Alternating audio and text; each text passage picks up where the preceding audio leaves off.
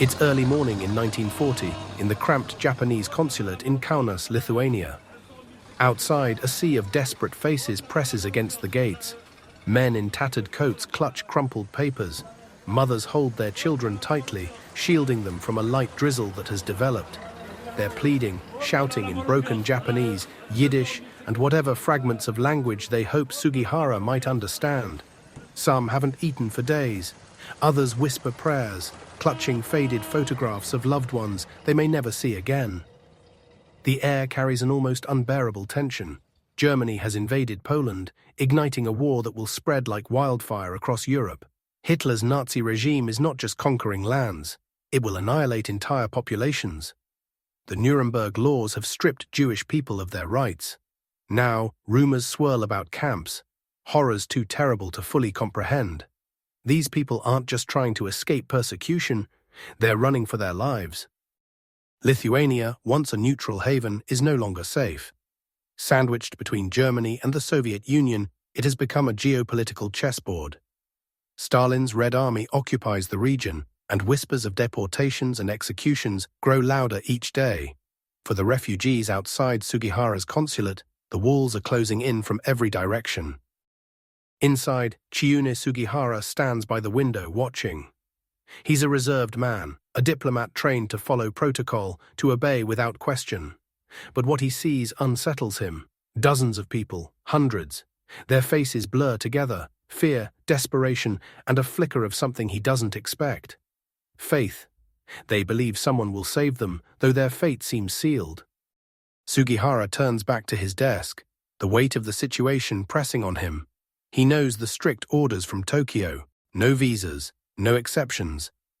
Japan, aligned with the Axis powers, has little interest in interfering with Nazi objectives. Granting these people an escape route would be seen as a direct defiance of policy and possibly treason, a dangerous gamble. Helping them might not only end his career, it could destroy his family.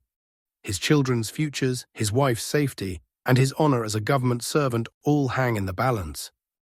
Sugihara sends a telegram to Tokyo. His request is clear: permission to issue transit visas to Jewish refugees. Days pass. He sends another telegram, then another. Each time the reply is the same: denied, no visas are to be issued. Later that day, his wife Yukiko steps into the room, her face pale but calm. There's a man outside from Lublin. He says his entire family has been forced from their homes and into ghettos. Some to Piotrków, others to Tarnów. He's the only one who's escaped. Sugihara sits silently for a moment, staring down at a pen in his hand. For the first time in his life, the rigid framework of duty and loyalty feels irrelevant. He finally looks up at her and says, "I can't ignore this." By nightfall on July 27, 1940, his decision is made. Sugihara begins writing transit visas. One by one, his hand moving with mechanical precision. Each name etched onto the paper is a life pulled back from the edge of the abyss. On the second day of granting visas, the pressure mounts. Outside, the line of refugees has swelled, their voices rising in desperate pleas. Sugihara sits at his desk, the steady scratching of his pen the only sound within the room. Across from him is Gudze, a young German national assigned to work in the consulate. His expression a storm of doubt and frustration. He suddenly steps forward, breaking the tense silence. This is madness, Sugihara. You are defying direct orders. From Tokyo, from Berlin. Do you have any idea what the consequences will be? For you? For your family?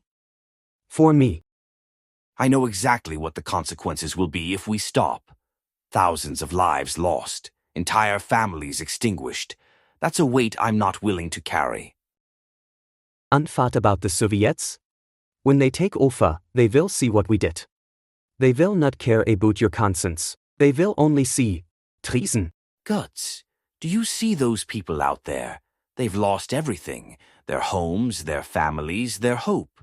If we let them die, would we be any less complicit if we chose to do nothing? You think you can save all of them? You are just one man. No, I am one man who refuses to look away. Ich bin verloren. I will say no more. Then help me. We still have time to save more. Word spreads quickly. The line outside grows longer, stretching down the street. Families arrive from neighboring towns, some walking for days, just for the chance to plead their case. The transit visas are a lifeline. With one, refugees can legally cross into the Soviet Union, then travel through Japan to other destinations. The documents open an escape route through Siberia and Vladivostok, saving thousands from immediate deportation to Nazi death camps. For weeks, Sugihara works tirelessly. He barely sleeps, barely eats. His hand cramps, his vision blurs, but he doesn't stop. Yukiko brings him tea and places it silently on the desk. She doesn't ask him to rest. She knows he won't. The refugees begin to recognize him, not just as the man behind the desk, but as their last hope. On the final night in the consulate, Sugihara is joined by his wife and assistant in his small office lit by a dim lamp. Gudze looks up, his voice tinged with worry. The Soviets will arrive tomorrow. We are out of time. Sugihara nods but keeps writing. I know. That's why we cannot stop. Yukiko places another stack of blank visas on the desk. The line outside isn't getting shorter. Sugihara pauses for a moment and looks at them both. This isn't about time. It's about what we do with the time we have left. Gudze hesitates, then picks up the consulate seal and starts stamping the papers Sugihara has written. They work in silence, the only sounds the scratching of the pen and the rhythmic thud of the seal. The urgency heightens as news spreads that the Soviet Union is taking full control of Lithuania. The consulate is ordered to close immediately. Sugihara knows he has only hours left, but instead of packing, he keeps writing. His wife and Gudze assist with the signatures and seals. Together they work tirelessly, the only sounds, the scratching of the pen and the cries of relief from refugees granted the life-saving transit visa. In 28 days, Sugihara writes over 2,100 transit visas, each often covering entire families. It's estimated that his actions saved more than 6,000 lives.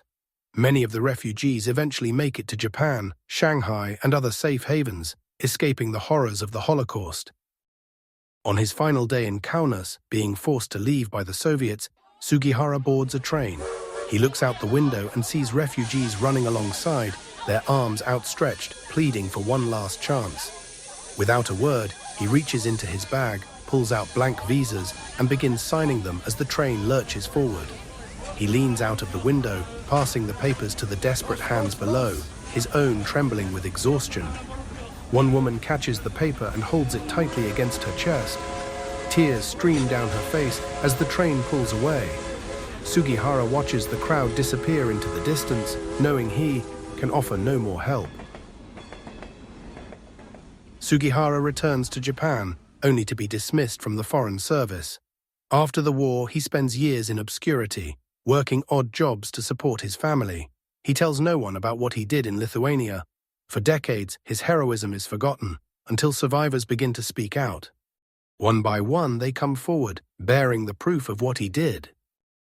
Sugihara saved my family. Without him, I would not be here.